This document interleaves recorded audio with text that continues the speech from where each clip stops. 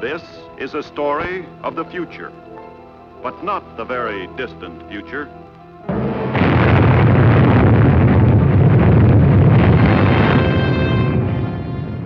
It is a story that might have taken place the day after tomorrow. Like all stories of the future, however, its beginnings lie far back in the past, as far back as the first man on Earth to gaze at the stars and wonder if someday, somehow, he might travel to them. Travel through space. In the years following the Second World War, two basic patterns began to influence the growing science of space travel. Rockets or guided missiles grew larger and larger. Atomic power plants grew smaller and smaller, compact enough to be contained in a submarine, finally in a rocket ship. Immediately, by special order of the President, a new agency was formed, CIFC, Civil Interplanetary Flight Commission. So, with almost unlimited funds voted by Congress, this commission began its task: research in new fissionable materials. More research in non-fissionable metallic alloys to make rocket tubes that would not be melted like wax by their own atomic blasts. Sometimes mishaps occurred. And men paid for them with their lives. But the work went on.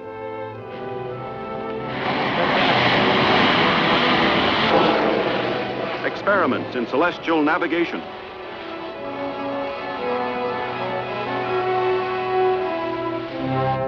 Astrophysics. Aerodynamics. Until finally, only one obstacle remained. That, as our story begins, turned out to be the oldest obstacle in the history of mankind: the human factor.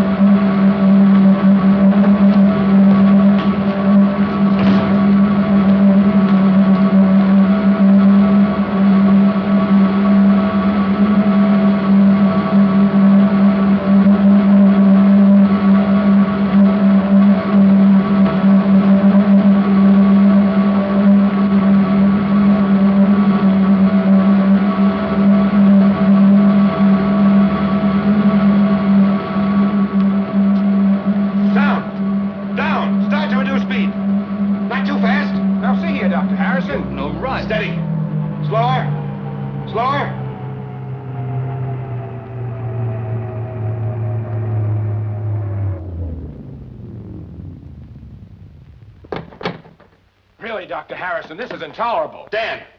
Dan, are you all right? Dan, snap out of it! Yeah, Doc. Yeah. Dan, how do you feel? Okay? Yeah, guess so.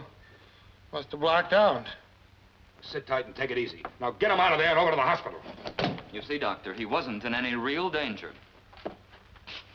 Under other forms of government, men are deliberately killed or crippled every day in experiments like this. Well, I won't stand by and see manslaughter become policy here. I resent that implication. These men are volunteers. It's too bad. The commissioner was most anxious to have this test carried out to the extreme so that he could discuss the results with Professor Nordstrom. Well, you can tell the commissioner and Professor Nordstrom. Never mind, I'll tell him myself.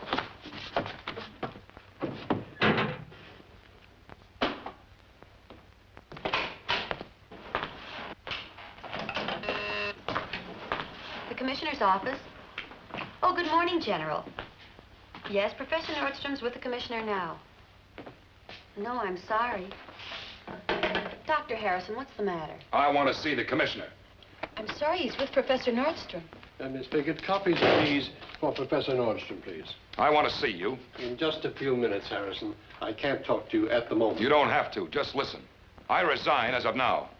Harrison, what in the world's wrong with you? I told you once before that I'm not going to stand by anymore and watch human beings being turned into guinea pigs. My dear Harrison, the uncovering of knowledge must always involve risk for pioneers. Fortunately, there are always men and women ready to take those risks. Now, you know that as well as I do. That's not the point, and you know it. We shouldn't even be considering the use of test pilots in this first experimental ship. It's not only inhuman, it's unscientific and unintelligent. That's quite enough. We'll resume this discussion later on.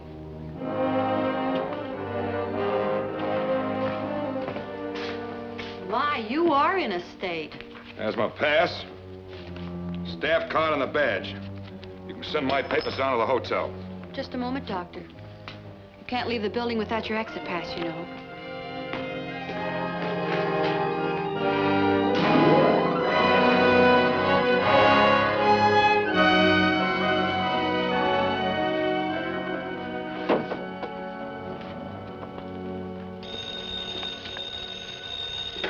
Yes? Dr. Harrison, this is Gilligan of Transglobal News. I'm down in the lobby. As far as I'm concerned, you can stay there. Hold on, Doc. All I want to know is what's going on between you and Professor Nordstrom. Nothing.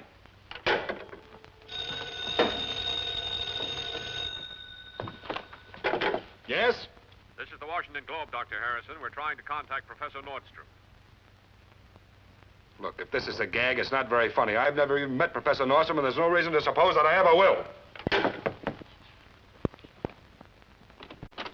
Dr. Harrison? Yes. Are you by any chance going to talk to me about Professor Nordstrom? Why, yes, in a way. Well, let me tell you this. A, he isn't here. B, I don't know where he is. C, I've never met him. And D, I don't want to. 3 misstatements out of 4, Doctor. That's a bad average for a man of science. You see, I am Professor Nordstrom, and I'm very glad to meet you at last. You are? Yeah. Why? Because I've followed your career with interest, and we see eye to eye on a subject with which I'm particularly concerned. We do? I don't get it. Perhaps a little more seclusion might be a good idea. You mind if I make myself comfortable? No. Go ahead. Well, the fact is, Doctor, I overheard your little interview with the CIFC director this morning. As I just spent an hour telling him exactly what you told him so much more cogently in a couple of minutes, I was, well, interested to say the least. You mean to tell me that you think they're wrong in trying to use human beings? I know they're wrong. Before we can prepare men for the conditions they're going to meet in extraterrestrial space, we've got to know what those conditions are. Not guess, but know. That's what I've been telling them all along. But the problem of getting there and back to collect accurate data without the use of human pilots and observers is going to be a backbreaker. On the contrary, I can almost say now that I have it solved. With your collaboration, I think I can convert that almost into an unqualified fact. Your attention, please. Your attention, please. Skyliner flight number 1 for Los Angeles will board at South Concourse, gate number 5, in 15 minutes. So we can start work the moment we arrive, without all of those coils of red tape hampering us all the time. Yes, I know what you mean. I suppose that sprang from the secret nature of the project in the first place. Top secret. Someday before I'm too old, I look forward to working on a job where I don't have to burn the contents of my wastebasket every night. You never can tell who might be hiding in a wastebasket. Don't tell me you're security regulations quarter 2, my boy. Okay. You were saying you'd be able to show me what you're working on as soon as we arrive. I'll have to. Every minute counts now, because we have to perfect my innovation before the commission is ready to send out its first ship. Now, if we don't... Well, well, if it isn't Professor Nordstrom. I don't know whether you remember me or not. Gilligan, science editor of Transglobal News Service. You'll have to forgive me, Mr. Gilligan, but I've met so many journalists here in Washington. All you scientists are supposed to be absent-minded. Me, I'm trained never to forget a face. I'm afraid we're talking shop, Gilligan. That's what I figured. You're Harrison, aren't you? Of the Civil Interplanetary Flight Commission. No comment. Well, you were until you quit this morning. And what was that all about, Doctor? No comment. You two being together here at the airport. This anything to do with the trouble you've had with the commission, Professor? I'm afraid I have no comment for that either. Now, why don't you leave us both alone? Oh, take it easy, Doc. Never can tell what kind of a story will gel when you big brains huddle together. Like the one your syndicate released prematurely about the hydrogen bomb drops in the Pacific, or the atomic aircraft carrier engine. Look, you're in the business of smashing atoms. I'm in the business of selling newspapers. If Uncle Sam doesn't know how to keep his own secrets, that's his tough luck. It doesn't matter how much aid or comfort you give our potential enemies, or how many of our side eventually get killed. Hold it, Ralph. Now listen, Mr. Gilligan. You listen to me, Professor. You fellows can't go on dummying up like this indefinitely. Sooner or later, you've got to talk for the record. Look at it this way. The prospect of space travel in the immediate future is the biggest news story in the country today. Years and years of research, millions and millions of taxpayers' dollars have been spent building that first spaceship.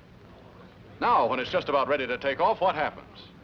One of the greatest scientific minds in the world, that's you, comes out and disagrees about how the ship's to be worked. I was about to say, Mr. Gilligan, I'd be willing to make a statement. I don't want a statement. I want facts. It's no secret in Washington that the row was over your not wanting to use men on the first space trip. What the people of the United States want to know is what you propose using instead. If I were prepared with the facts you're talking about now, I'd tell you. Only right now, I'm not. However, I will tell you this. Just 30 days from now, at my home in California, Dr. Harrison and I will tell all, or at least as much as circumstances at that time will allow. I'll be there, Professor. So will the science editors of, say, 11 other press services. Well, I thought this was an exclusive. It ought to be. Do the people of the United States read only Transglobal News releases, Mr. Gilligan? Your attention, please. Skyliner, flight number 1 for Los Angeles, now boarding at South Concourse, gate number 5. That's our call, Professor. I'll see you in California, Mr. Gilligan. Okay. Okay.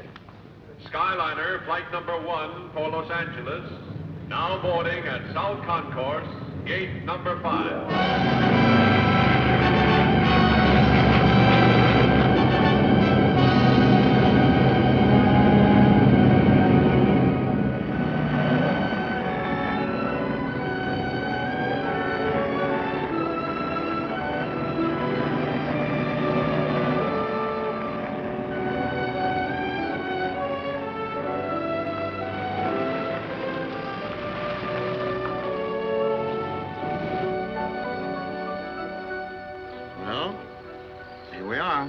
Yes, but where are we?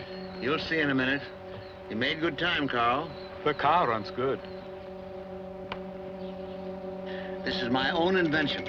A combination of sonic beam and photoelectric cells. The chance of anyone else hitting on the same code of lights and sound impulses is practically non-existent.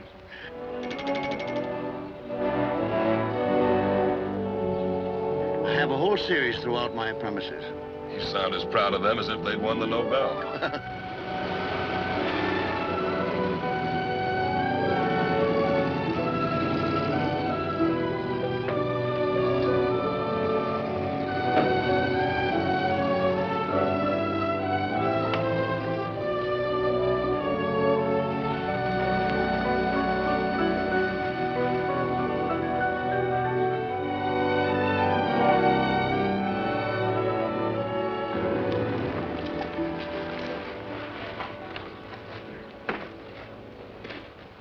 Darling. Dad, it's So good to see you. This is Dr. Harrison, Janice, my new colleague. My daughter, Mrs. Roberts, who runs this household with a rod of iron.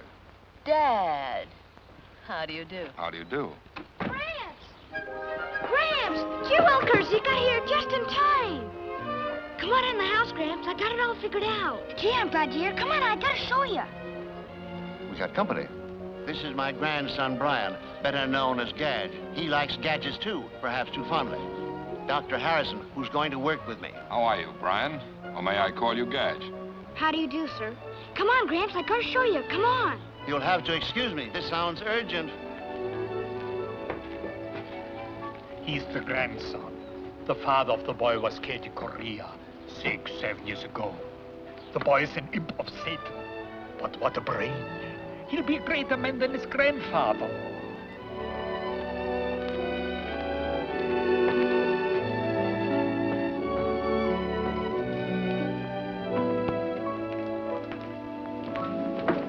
Look, Gramps, I told you I had it figured out. Only first I gotta make myself as tall as you are.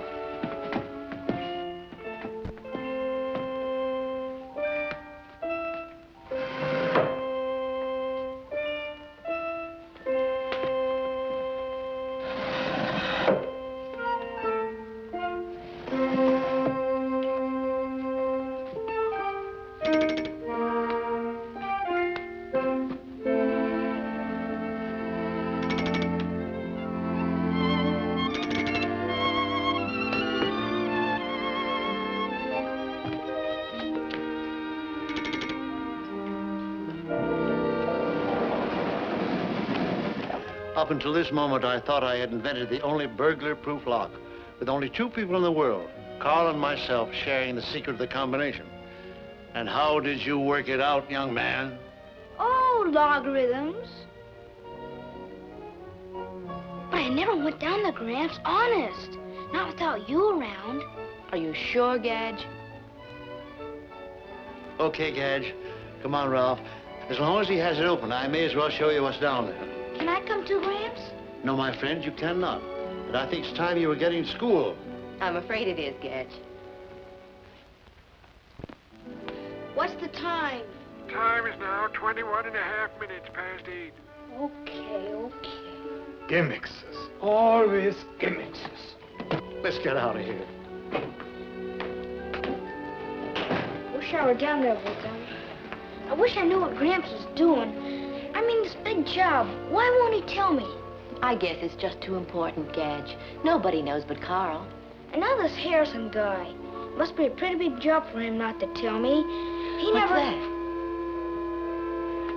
Shh, listen.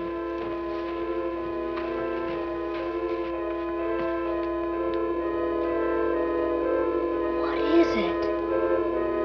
What is it?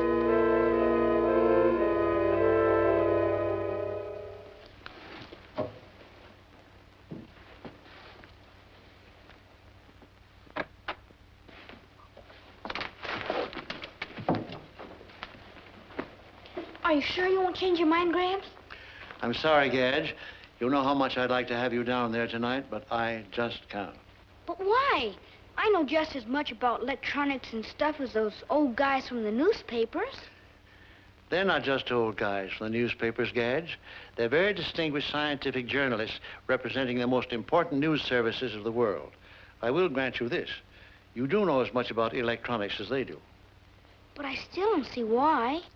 Well, although you have a searching mind and the courage of a grown-up scientist, you look like just what you are, an 11-year-old boy. And I'm afraid that the people we've invited here tonight under such secrecy might not be adult enough to understand your presence here. That's why I have to pack you off to bed. I understand, Gramps. Good night. Thanks, Gadge.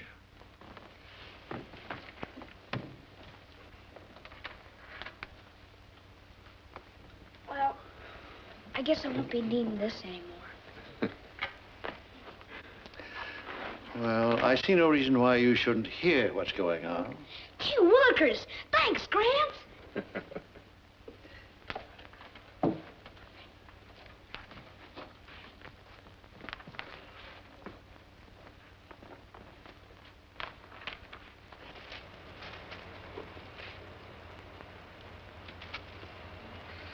Go ahead.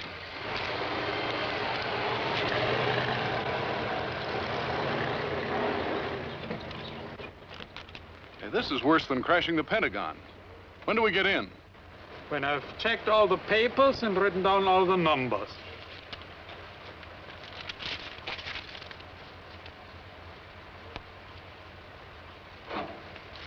Go ahead.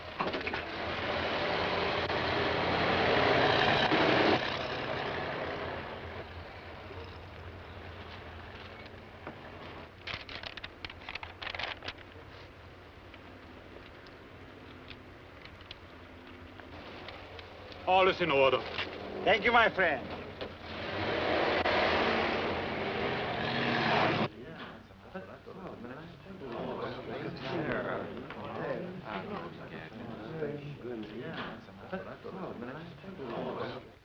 Your place certainly has a lot of charm, Professor. It certainly does. It's an amazing location for a laboratory. How'd you ever find it? This old wine cellar was precisely the reason that I bought this place. It's ideal both for security and to protect our delicate equipment from surface vibrations. And now I think we'd better get started. Won't you be seated, gentlemen?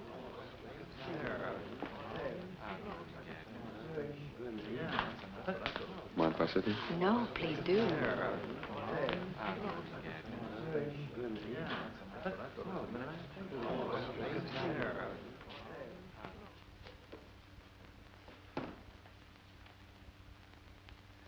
As you know, gentlemen, it is my contention, as well as Dr. Harrison's, that to man the first experimental spaceship with a living crew is a useless and unwarranted risk of human life. The research programs so far conducted by the Armed Forces and the Civil Interplanetary Flight Commission have been well planned and executed as far as they go. But they deal only with the easily deducible, obvious hazards of what we call space. Cosmic rays, disorientation, weightlessness, but they cannot guard against the unknown hazards. Without the results of actual observation and recording of data, no man can possibly know the conditions existing outside the atmospheric envelope of this Earth. He can only guess. And to me, the word guess cannot in any circumstances fit with the word science. Now, you say you must have the results of actual observation, yet you're opposed to sending human pilots to get them.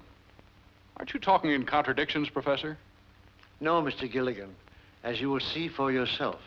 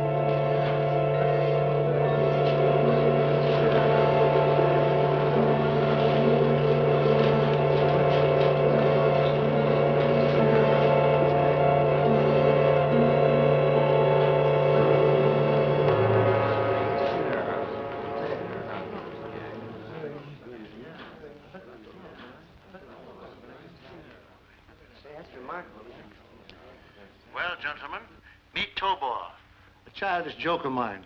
Robot spelled backwards. Well, since this is your invention, Professor Nordstrom, I suppose we can be sure this isn't just another movie Frankenstein. You certainly can. In fact, the term robot is hardly accurate in spite of my joke. I would prefer to say an electronic simulacrum of a man. Oh, gosh.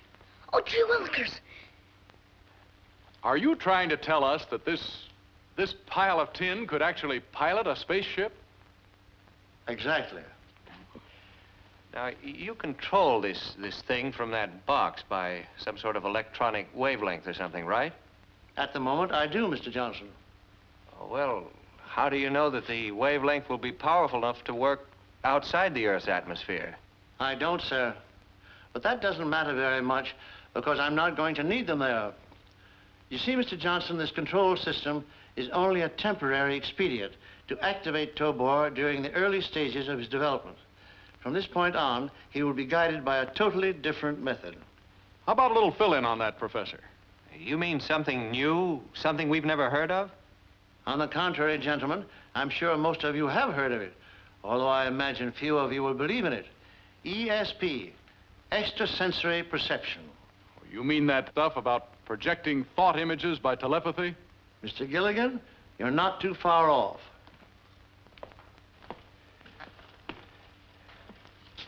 In here, gentlemen, is the most intricate part of what I assure you is a highly sensitive mechanism. When that is activated, like this,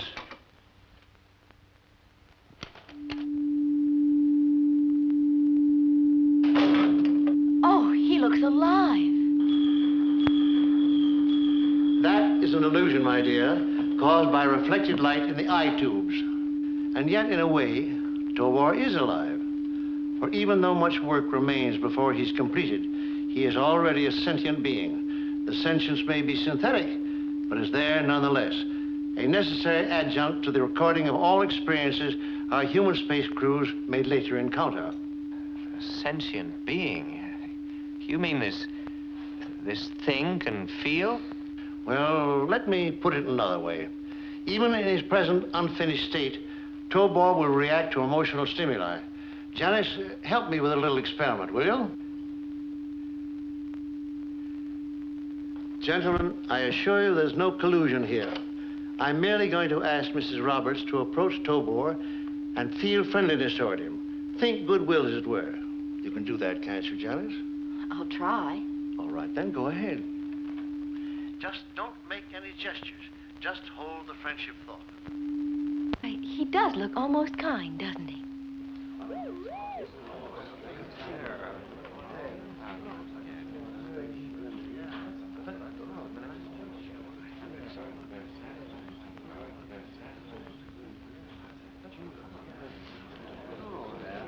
Thank you, Janice. Could you get a reaction from some other emotion, Professor? And from a stranger? Say from Johnston here. I think we could manage to do that. But why don't you make the experiment, Mr. Gilligan? Do you suppose you could contrive to feel enmity toward Tobor? Yeah, I suppose so. Yeah, sure I could. Very well, then. Suppose you get up and take one of those fire axes from the wall.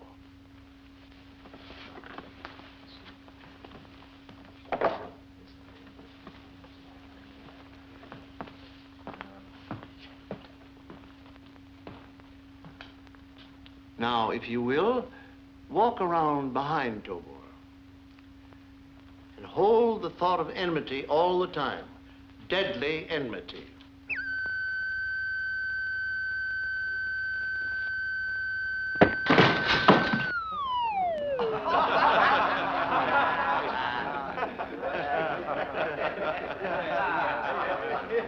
Told you.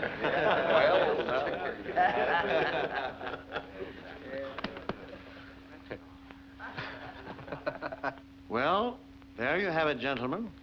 This time, the emotional stimulus was danger. The reaction, fear, instantly followed by anger. You have just witnessed the complete cycle of a synthetic instinct, self-preservation.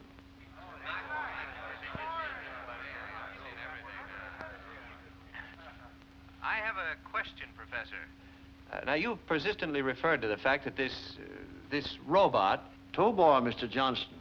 You'd better use his name or he might resent you. Oh, sorry. I'll rephrase that. Why do you keep saying that Tobor is still incomplete? For the simple reason, Mr. Johnston, that we have not yet perfected his long-range communication system.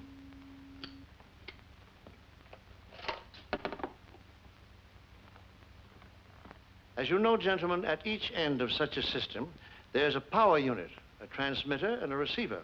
Here is our receiver, Tobor himself. When he is switched from direct to infinite control, he is capable of receiving thought impulses over any conceivable span. It is only the transmitter which Dr. Harrison and I are in process of perfecting. How about giving us a look at his innards, Professor? Or are they top secret, too? I don't mind if Tobor doesn't.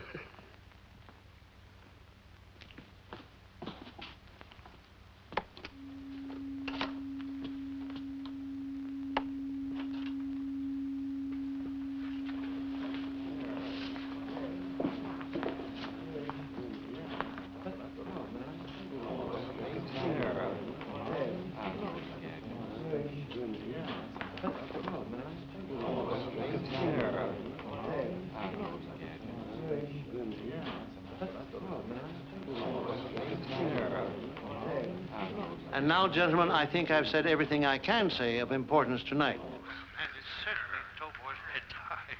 I gotta see Tobor. I just gotta.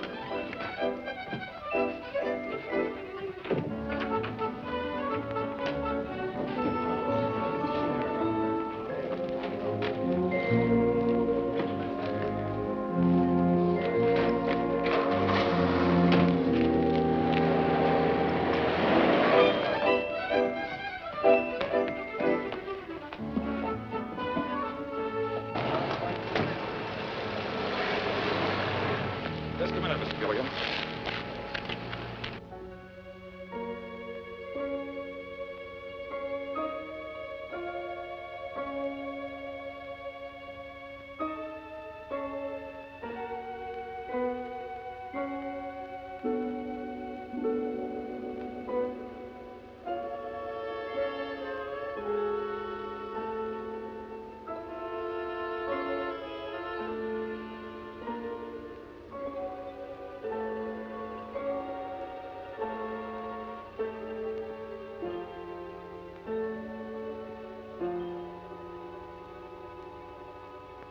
I'm not questioning your integrity as a journalist, Mr. Gilligan. I'm simply requesting again that you confine your coverage to the facts contained in Professor Nordstrom's handout. Now, look, Doc, we don't tell you how to run your job. I realize that, Mr. Gilligan, but your papers aren't exactly famous for their conservative handling of the news. Now, just a minute.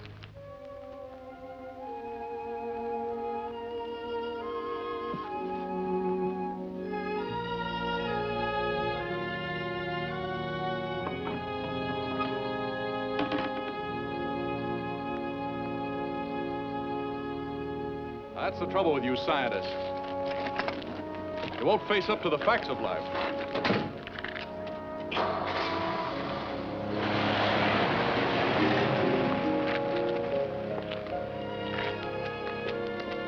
Ralph, I have to put my car away. Would you give me a hand with the garage door? I'd like to. Very much.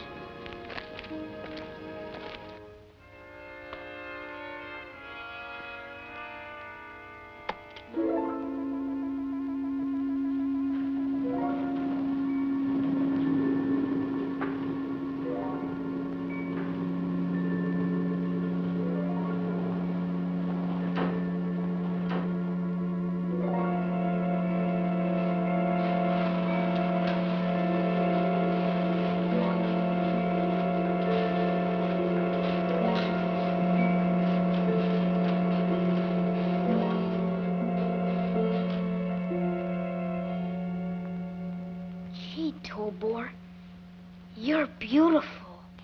Glad you could make it, gentlemen. Goodbye.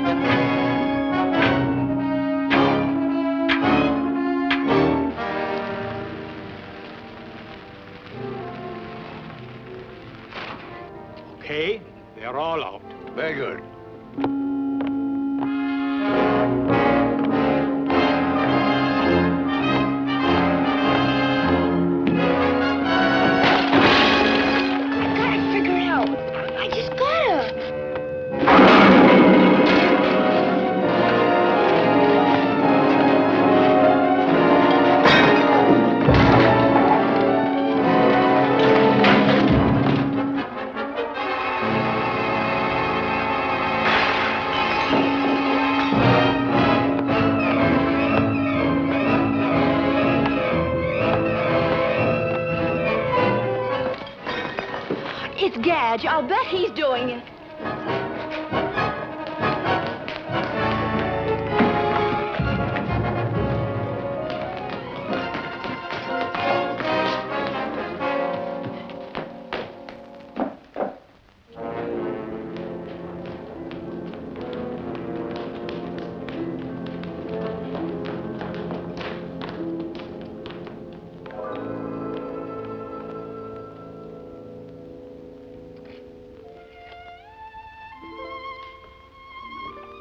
Gadge.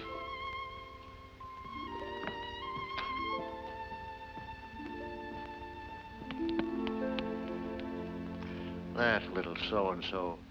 Do you realize what he did? He actually worked out all those controls and got Tobor back in his box all within 5 minutes. Dad, you're wonderful. But he was bad, very bad. You go to bed, Janice. Ralph and Carl and I'll get this rubbish all squared away. Good night. Good night, darling.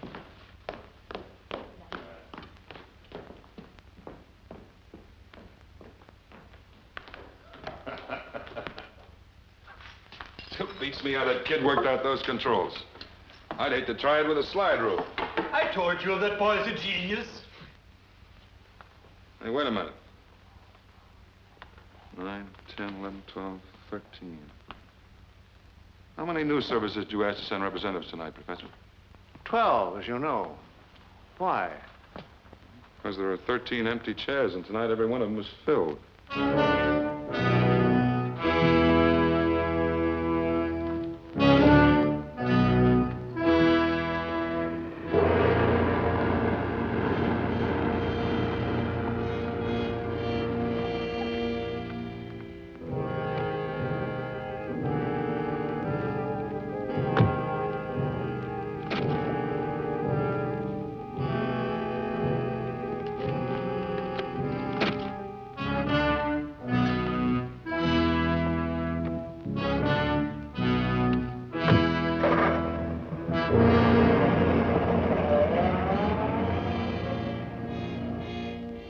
A 1953 black Ford sedan. License number 9Y-33-26. That's the last number on the list, Sheriff. Professor Nordstrom's man was instructed to admit all newsmen showing a proper letter of accreditation. Unfortunately, the professor omitted to tell him just how many were expected, so that 13th letter must have been a forgery. Incidentally, Sheriff, I'd appreciate it if you'd pass those license numbers on to the FBI. No, we won't be needing your deputies to guard us. We're taking our own precautions, and Professor Nordstrom assures me that they're more than adequate. Thanks again, Sheriff. Goodbye. 22 university degrees, and I forget to tell Carl the number of letters. No wonder they tell jokes about absent-minded professors. Well, that's spilled milk now. At least we're alerted that somebody is mighty curious about Tobor. Let's hope that those precautions of yours are rugged enough to keep him out.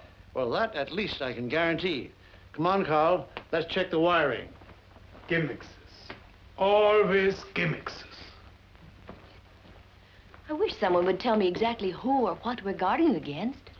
Well, we built the basic emotional patterns for a constructive mission into Tobor. I just think what would happen if someone else, some potential enemy, built destructive patterns into a few thousand like him. Oh. What a terrifying thought.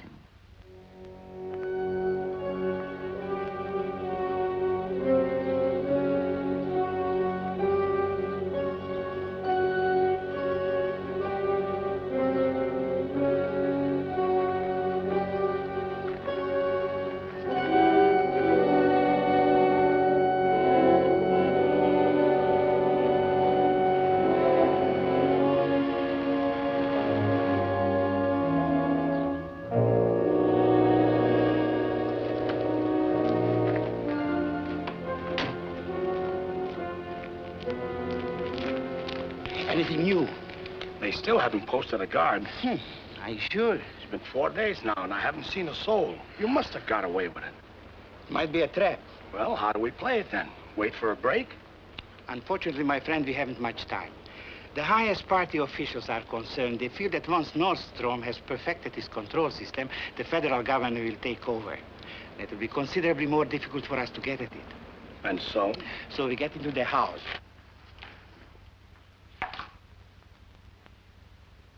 That's better.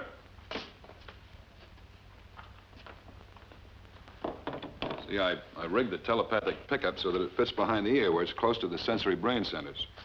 It conveys every impulse to the control device here where you can increase or diminish the vibrations.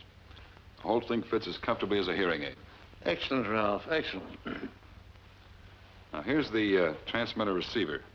I moved the tuning band to this end. Beautiful. Now, it's all set. You want to start? I think you ought to operate these tests, Ralph. This whole new system is your work. No, you go ahead. All right. I worked out a series of reaction tests. Here they are. Mm-hmm.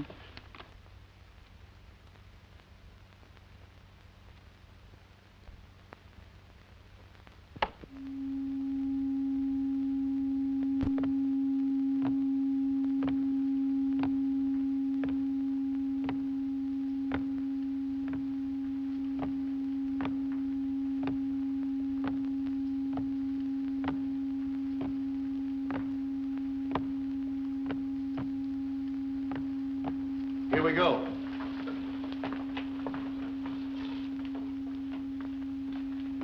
All right.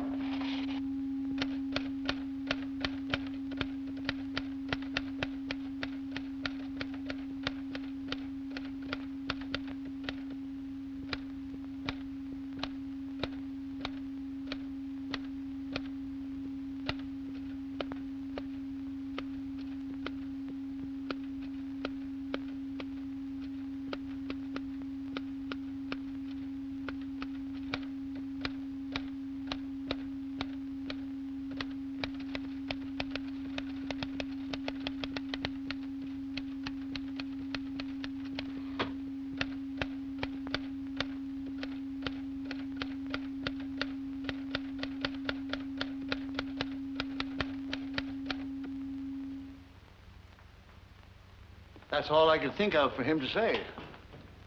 Who the devil's that? Gadge, what are you doing down here? I heard you're working Tobor. Can I come and watch?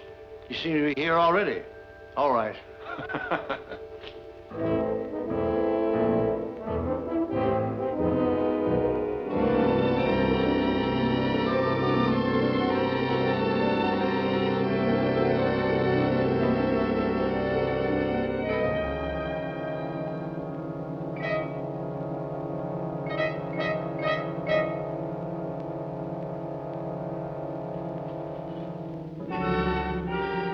Okay, Ralph, black out the screen. Let's see how he adapts himself to the sonar compass.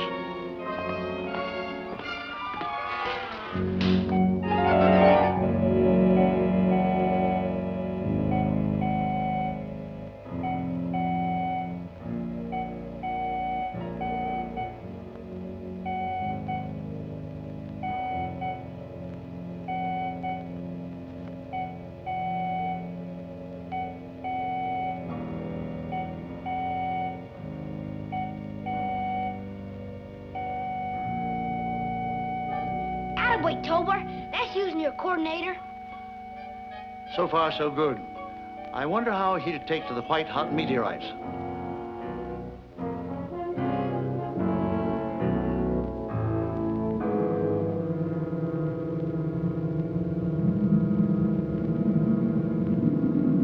This is a tough one, Gadge.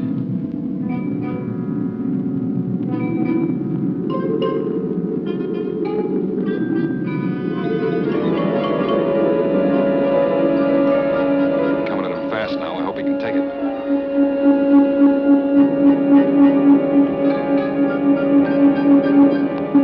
I don't like this.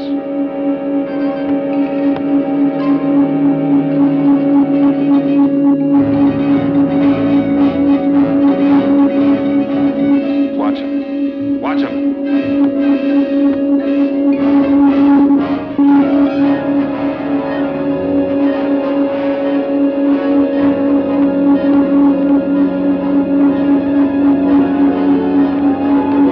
The thing's going berserk.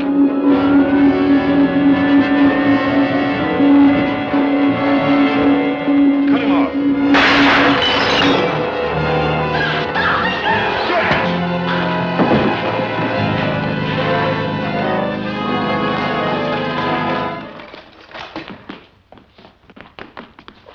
Are you all right, boy?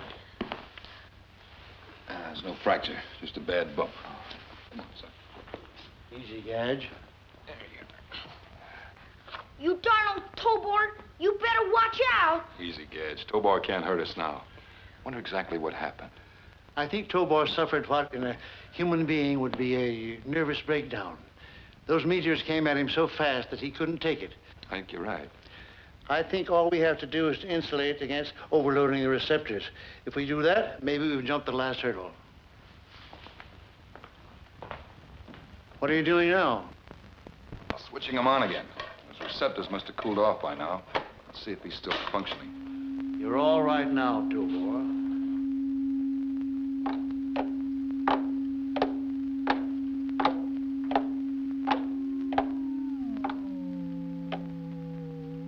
Next time you better watch where you're going.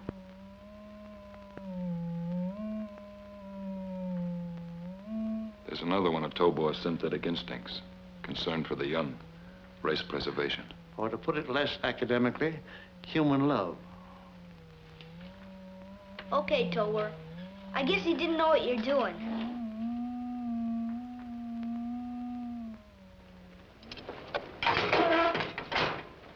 $2.50 even, lady.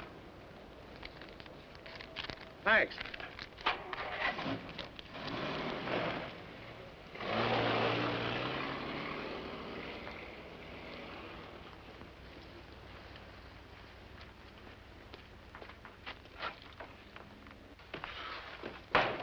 Okay, just another customer. Will you be through shortly? Another half hour ought to do it. Good. Soon I'll have to leave to fetch Dr. Gustav. When do we make our move? Not before midnight. Perhaps later. Depends on the house being dark.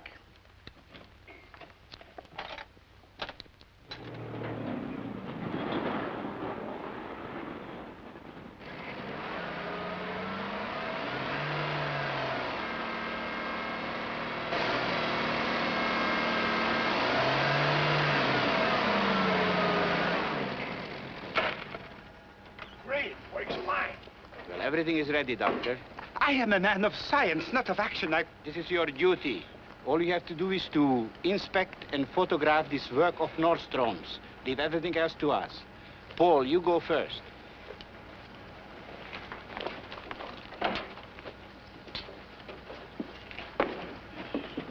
Max, you follow us.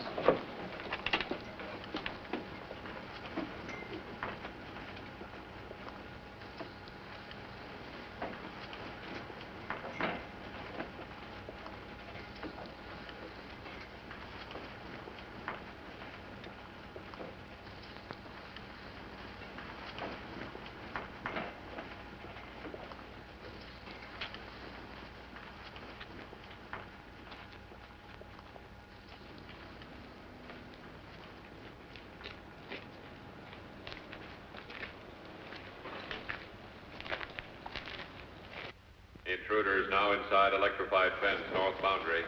Intruders now inside electrified fence, north boundary. Intruders now inside electrified fence, north boundary.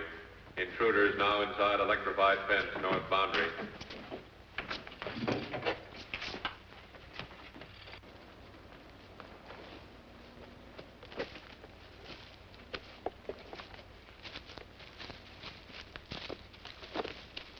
Gramps, Ralph, Carl! I brought my 22. Hit camera number 6, Carl. That ought to show him up. Intruders approximately 100 yards north of house. Intruders approximately 100 yards north of house. Intruders Amazing how this television camera of yours can photograph at night without lights. Not television, infravision. Hit camera number 8, Carl. Intruders now approaching house. Intruders now approaching house. Intruders now approaching house. Intruders now approaching house. Intruders now approaching house. Now, Herr Professor? Now.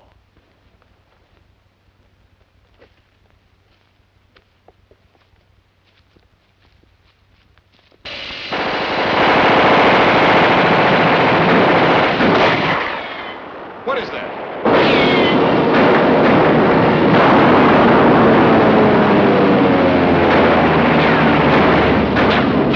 Who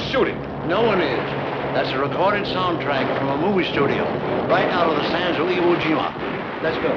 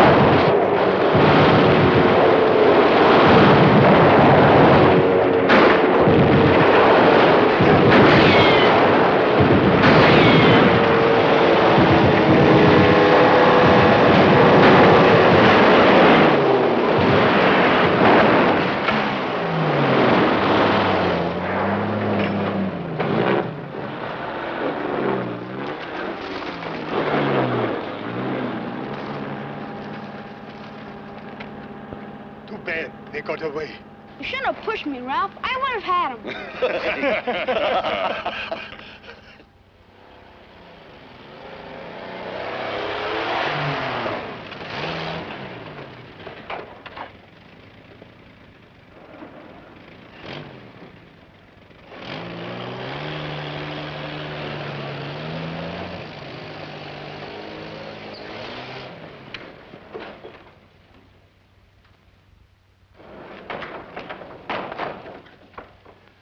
Smart cookie, that Nordstrom. Too smart for us, maybe. It mustn't be.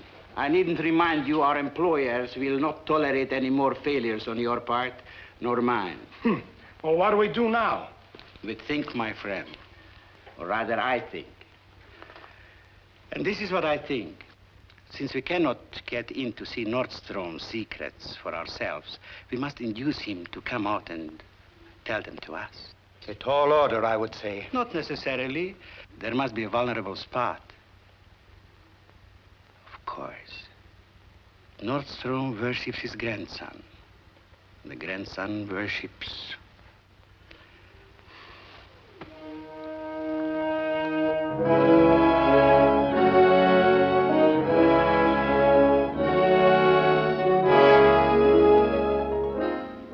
Wilkers. Mom! Hey, Mom! Hey, watch it.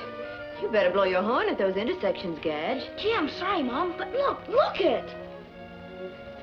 Oh, wonderful. What day is it? It's Tuesday. And who's going to be your friend? Well, I'd like to invite you, Mom, but I doubt if you understand this sort of thing. Oh, no, I suppose not. Well, guess Grand's my only man. I'll go see him right away.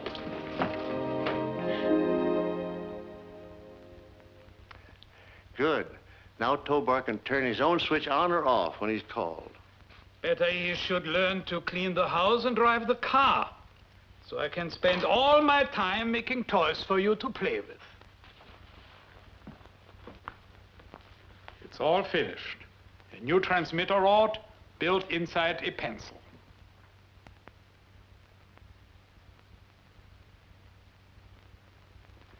You made it beautifully, Carl. But for what? That you can play schoolboy tricks on very important people when you show Tobor off tonight. Gimmixes. Sorry to disturb you, Professor, but I thought you'd want me to remind you about your date with Gas for the planetarium. What's the matter with me these days?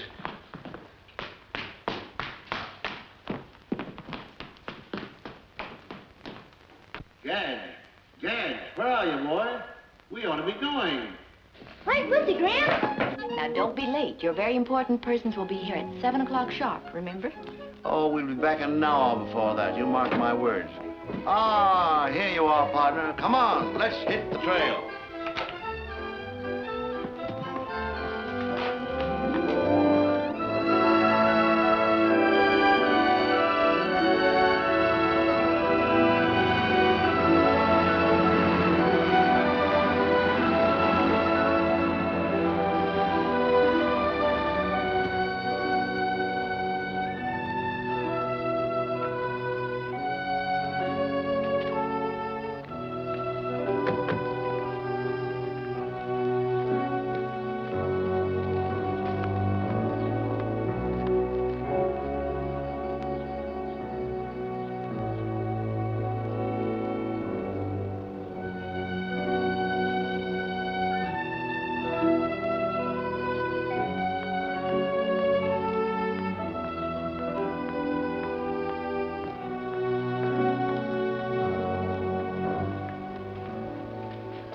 funny. Where's everyone else? Probably inside. Come on, Gramps.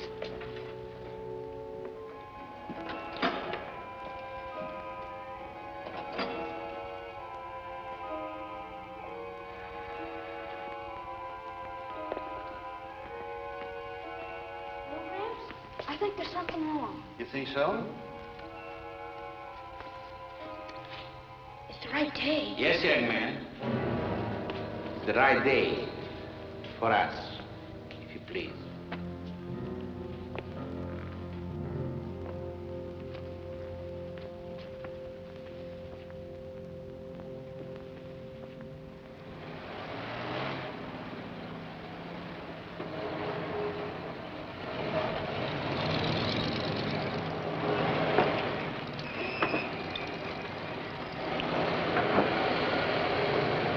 Something must have happened. I know Dad's careless about time, but he wouldn't be an hour late, not tonight. I still think he had a flat tire or he ran out of gas.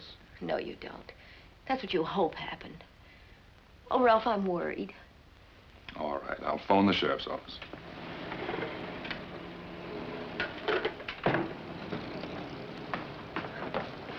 That's the brass. Okay. I'll phone from down the lab. You meet him and just tell him he'll be a little late. Come on now, snap one. I'll be all right.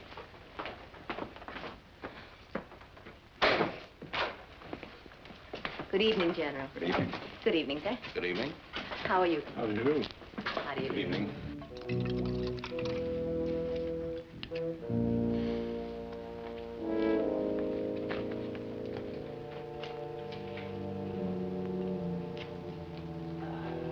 Gramps, you all right? Yes, I'm fine. How about you? I'm okay. Have you quite recovered, Professor Nordstrom? I'm fully conscious, if that's what you mean. And therefore able to understand your position? Completely, I assure you. Perhaps not as completely as you think. Of course, as a man of intelligence, you have realized that you are obviously here to talk. But you may not have anticipated what happens if you don't. I'm sorry, but you'll have to raise your voice a little. I said you may not have anticipated what happens if you don't. Something very unpleasant, I should say, judging by the look of you and your friends. Yes, very unpleasant. But to whom? That's my point. Don't you tell him, Gramps. Please don't you tell him. Just shut your mouth. Don't look for trouble, Gage. You seem to have me over a barrel. I take it you want the formulae for my extrasensory transmission method. Very well. Do I tell them to you, or write them down, or what? You will not have the opportunity to give us double talk, Professor. You will have to relay your discoveries to a colleague almost as distinguished as yourself. How do you do, sir? I'm sorry I can't get up to greet you. How do you do, Professor? Oh, please forgive me. My doctor told me only this week that I was getting a little deaf. My pocket, if you please.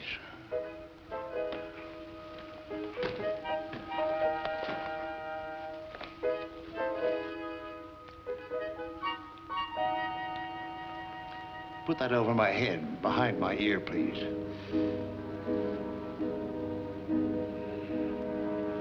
Ah, that's much better. And so, gentlemen, I'm afraid the question of whether Tobor is capable of guiding a multi-stage rocket across interstellar space is highly debatable, let alone as being able to deal with all the emergency situations of such a journey. I don't know, Mr. Commissioner. After all, we've had automatic pilots on both conventional aircraft and guided missiles since the middle of World War II. What do you think, Congressman? Well, all I can say, sir, the motto of one of the greatest states in our union is, show me. And that's exactly what Professor Nordstrom will have to do. I couldn't agree with you more. Automatic pilots are one thing. Intelligent direction of a billion-dollar space cruiser is something else. Yes? Yes, I see. Thank you, Sheriff. Let me know if you hear anything. A moment, please, gentlemen. It's no good trying to keep it from you any longer. About Professor Nordstrom's failure to be here. Frankly, we don't know where he is. He and his grandson left early today, presumably to visit a science show at the planetarium in Los Angeles. They were to be back at 5:30. That was the sheriff's office on the phone. They have no news of Professor Nordstrom or the boy. Neither has the Los Angeles Police Department nor the FBI. And there was no science show scheduled at the planetarium today. Well, isn't there something we can do instead of just standing around? Afraid not, except wait. Now, these principles, you must understand, had to be reduced to a working form. If I could jot down the basic equations, it would save us a lot of time. Is that correct, Doctor? Most certainly. Very well. Paul, release his hands. I strongly advise you, Doctor, to confine yourself to the matter in hand. Pencil and paper. Gramps, don't you do it! Please do what you tell him! Lie still, Gadge. Don't try to get up. If you please. Settle it. As soon as I can write.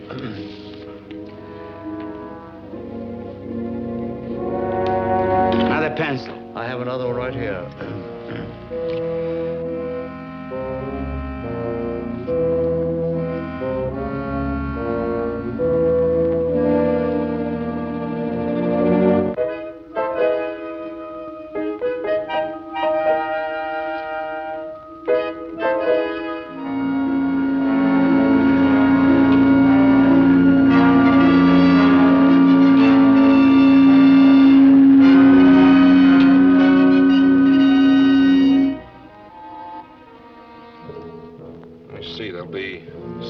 Altogether.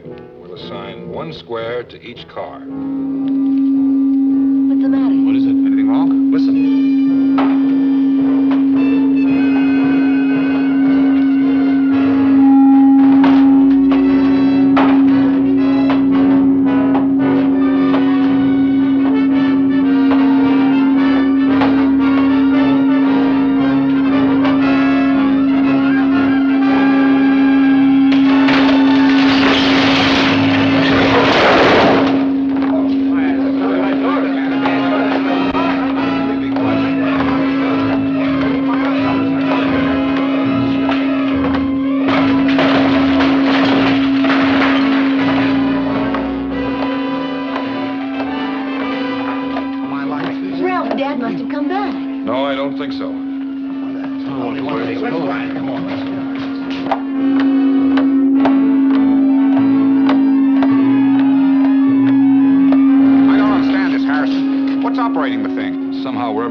Controlling Tobor.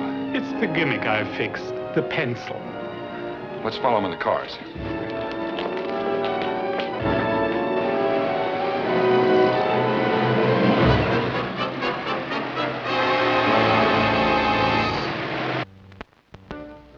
Something wrong, Doctor? Yes, I think so. This figure, it cannot be correct. Oh, I'm sorry. Just a slip. This is the 3rd slip you've made, Nordstrom. I'm very sorry. I'm trying to remember an extremely complicated formula. I should have my notes. Of course, I could stimulate your memory with artificial methods.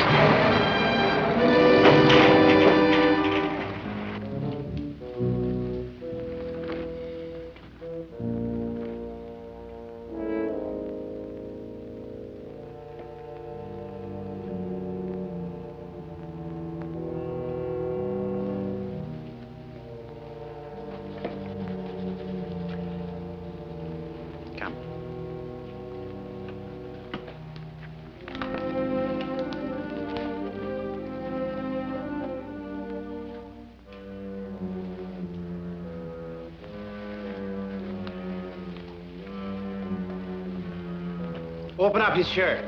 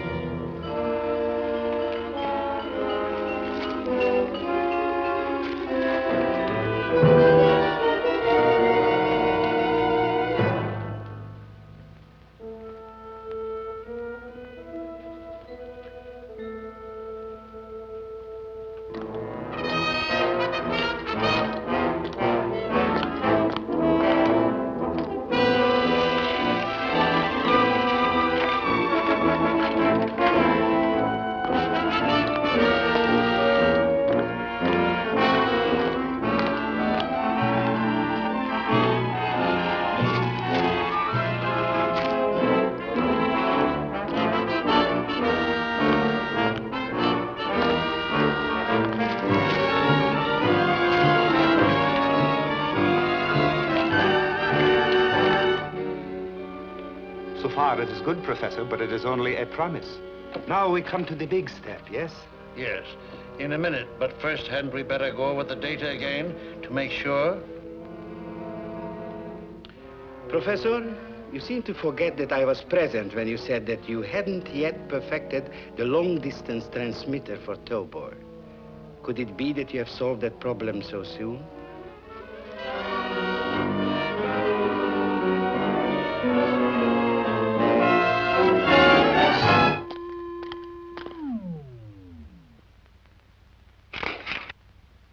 You better use mine, and use it quick. I won't stand for this any longer. You'll give the required information immediately.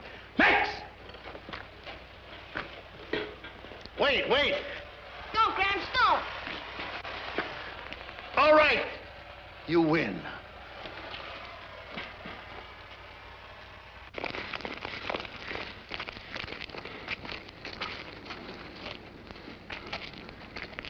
Transmitting power's been cut off. Isn't there anything you can do? I don't know.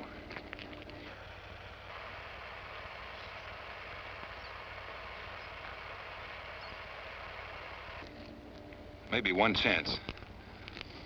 If Gadge and the professor are near this spot, they may be able to reach him on a direct telepathic impulse.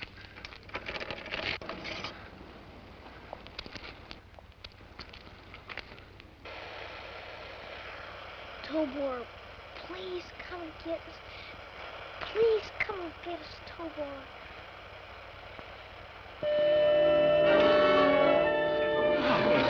Right now. Up we go.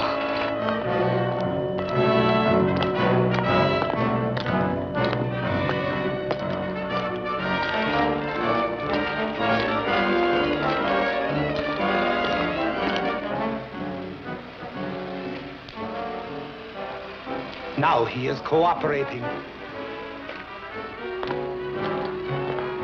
What's that?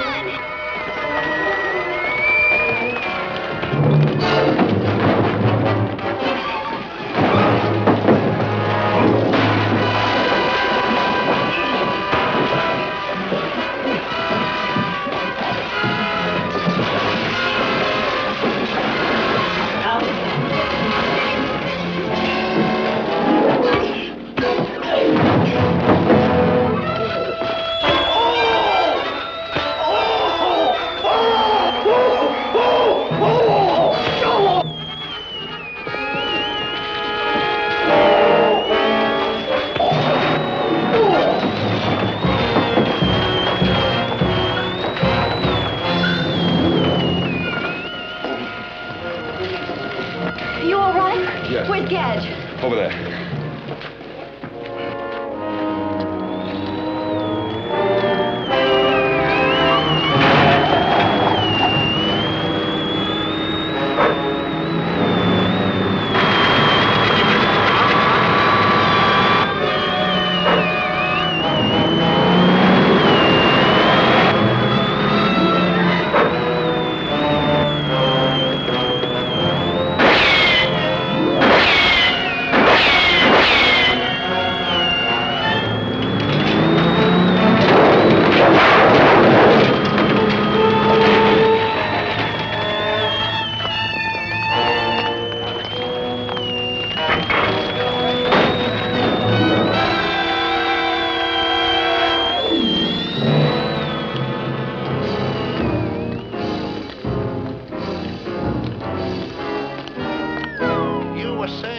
Commissioner, just as that phone rang, that you doubted that Tobor was capable of reacting to emergency situations? I'm afraid I was, but I withdraw my observation.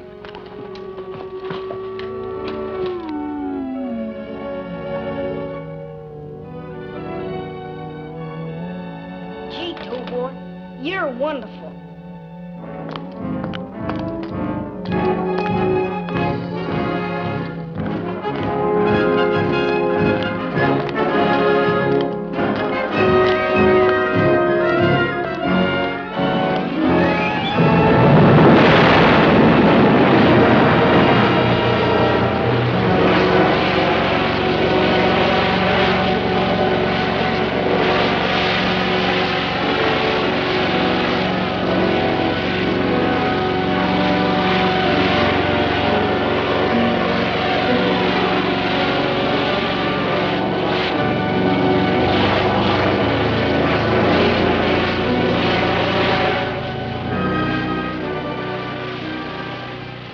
Goodbye, Tobor, and good luck.